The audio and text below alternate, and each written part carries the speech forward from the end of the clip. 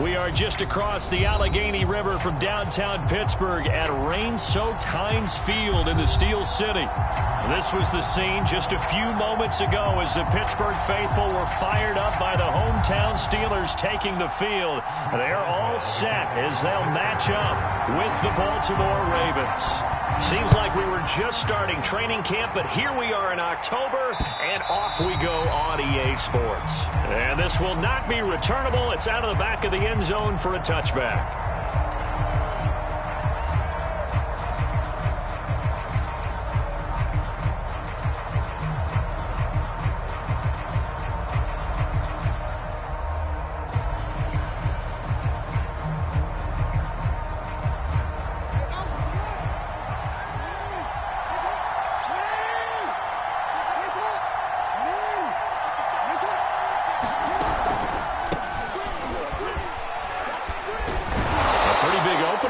First down, 8 yards up to the 33.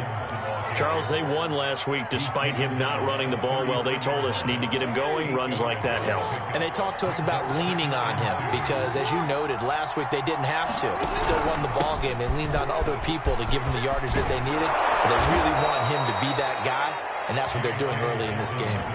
Well, I can certainly tell my age, partner, because when I was a kid, running backs like J.K. Dobbins with over 2,000 yards in their final season in college, they went early in the draft. Instead, he somehow lasted until the second round.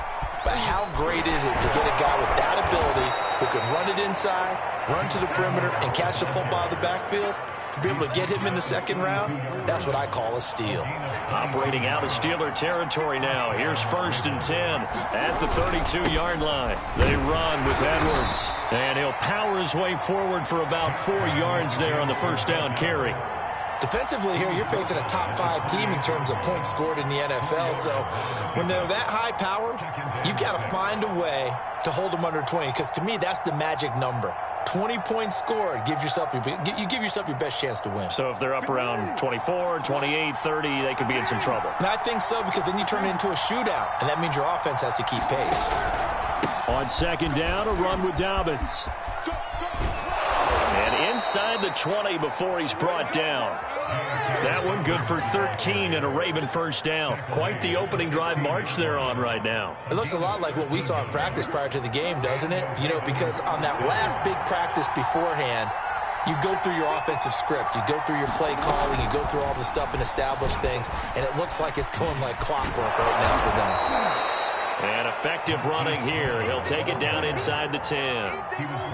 And that's something you have to get ready for defensively, because in today's NFL, teams will use their wide receivers on jet sweeps, end arounds. They'll move them back in the backfield and make them running backs.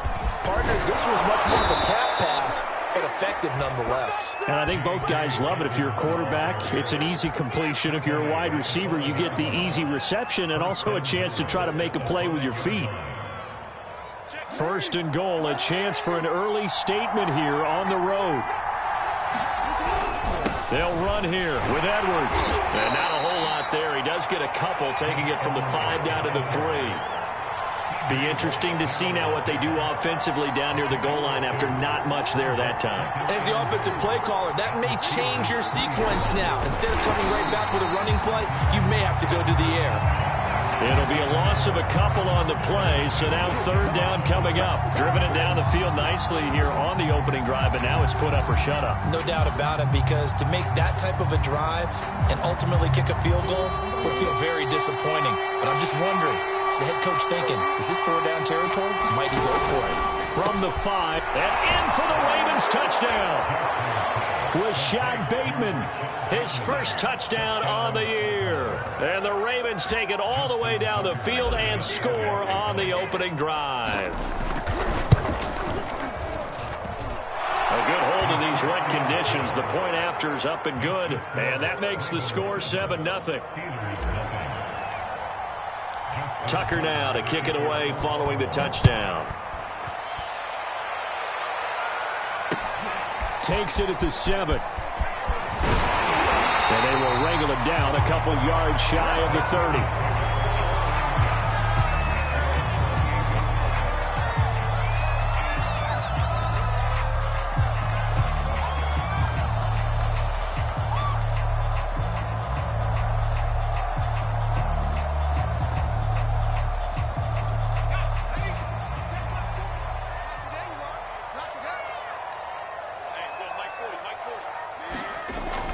first down. Barnes. And the Raven pressure too much. Down he goes. Calais Campbell in there to drop him for his 11th sack of the year. And they get to him right out of the gate. And this defense hoping that that's a harbinger of things to come. Yeah, when you give up a first-play sack, makes your quarterback wonder if he's going to go to the sidelines and talk with his offense coordinator and head coach and say, hey, you know that game plan we put together? We might need to change it right now. And he'll take it forward for about 5 up to the 28-yard line. Well, this defense for the Ravens, they were very good in the victory a week ago over Cincinnati. And I'm eager to see the game plan and try to attack them this week, because when you take it away 4 times through interceptions, what do you do now when you go into a game? Do you decide you can't throw the ball? Do you try and run it more? Or do you tell your quarterback, make sure you see your guys open before you deliver? And he'll be hit as he releases it, and that'll fall incomplete.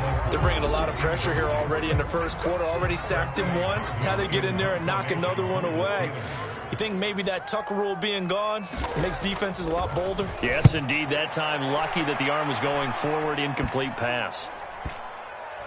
And this kick will be touchdown as they spot it inside the 45-yard line.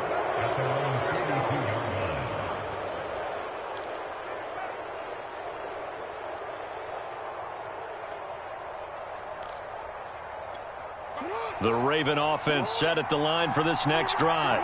Early on, you know, Charles, every game could be called a measuring stick game, but I think when it comes within your division like this, it's a measuring stick game with a little extra intrigue. I would agree with that totally, because all division games have a little extra to them.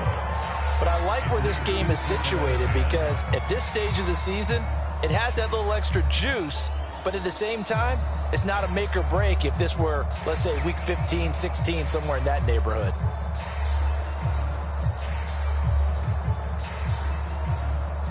Ball on the 42 as they come up 2nd and 10. Jackson on the give to Dobbins. And a nice job to break free of one tackle, but it slowed his momentum somewhat, and he's taken down right after. 4 yards the gain, and it'll bring up a 3rd down.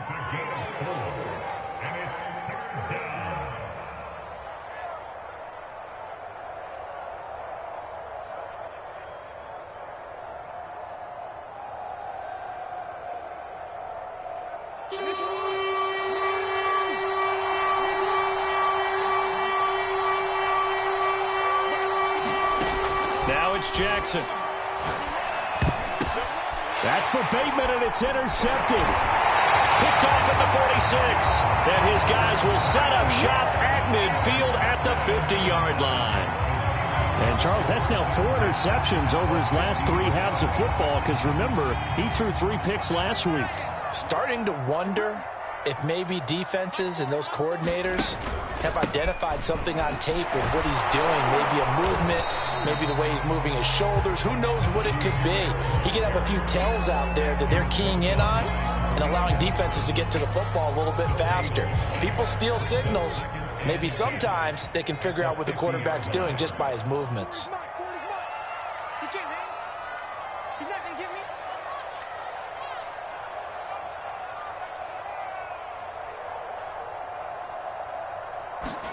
From the midfield stripe, they'll look to throw.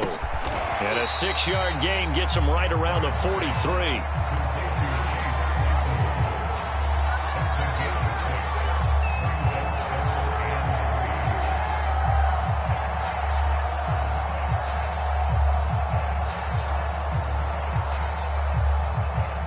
A good chance this is 4-down territory if they're unable to convert. But right now looking at a 3rd and 3. Back to throw. Barnes. That's swung out wide to Harris.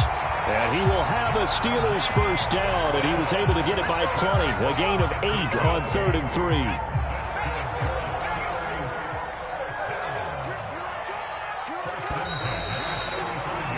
After 1, 7-0 on EA Sports.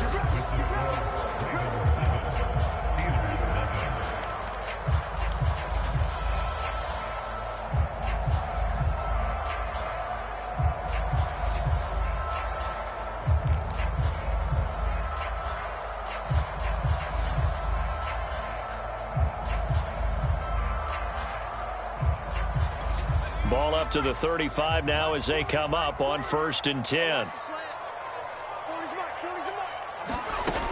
From the gun, Barnes. He gets it complete to Harris. And this will be a gain of 5 as he gets it to the 30. Not only did we just see back-to-back nice gains, but we're also seeing the confidence rise, not just for the guy who caught it, but the guy throwing it as well. And these back-to-back catches here out of the backfield, that can set something up downfield in a later sequence, right? A lot of the time, it starts to draw the defense closer to the line of scrimmage. So to your point, show this swing pass, show this check down. Maybe later on you heave one deep when you catch him close to the spot.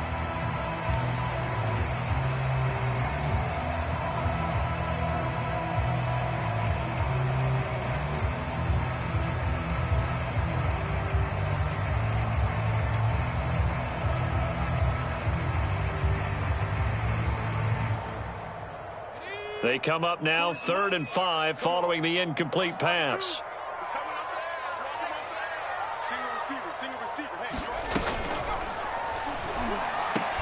The throw for Claypool is intercepted. Picked off at the 16. And he's going to get this one to the 23-yard line. That pick hurts a little extra because it was 3rd down. You were already in field goal range. You know what he's going to hear all night, all next week? Situational football. Understand what's going on, because you expressed it perfectly. 3 points were in their hip pocket. They had those. Now those went by the wayside. You cannot make those kind of mistakes. It's what you call a rookie mistake. The Raven offense set at the line for this next drive. They'll start on the ground with Dobbins. Dobbins hit and he fumbles. And it's picked up by the Steelers. Then he will bring it back to about the 11-yard line. And that one quickly went from a big play for the offense, I thought it may go the distance, to a big play for the defense. And how about the emotions for the defense on that play? It broke big. It was going to be an absolute disaster for them, and it turns out they end up with the football. I don't know that they're exactly celebrating. Definitely plenty of relief, though. And the stop will come inside the 5 at the 4. And that's a gain of 6 on the 1st down run. And there we saw one of the downsides of blitzing during a rundown, because sometimes you get out of your gaps. You don't fit the run quite as well because you're headed towards the ball carrier with abandon.